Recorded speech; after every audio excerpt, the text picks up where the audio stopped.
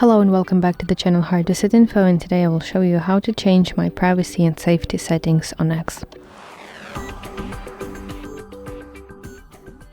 So open X on your phone and go to your profile picture in the top left, then enter settings and privacy and search privacy and safety section. So this is basically this section where here you can see many options that you can adjust or customize. So for example, let me open location information, and if you want to enable some kind of function, you want to move the slider to the right like this, and if you want to disable it back, then you have to move the slider to the left just like this.